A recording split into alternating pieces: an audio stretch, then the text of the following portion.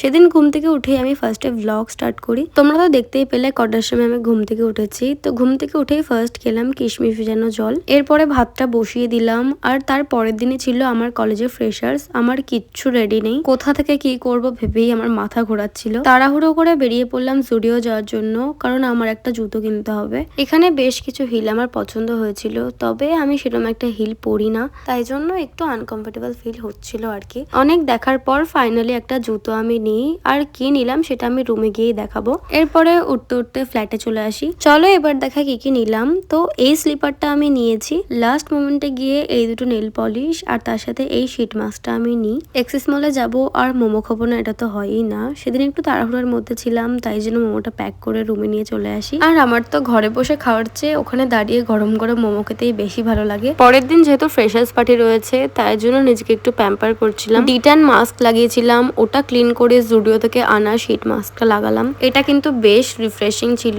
অনেকদিন পরে নেল পলিশও লাগালাম। তো আজকে ভিডিওটা এইটুকুই, জানিও কেমন লাগলো। টাটা।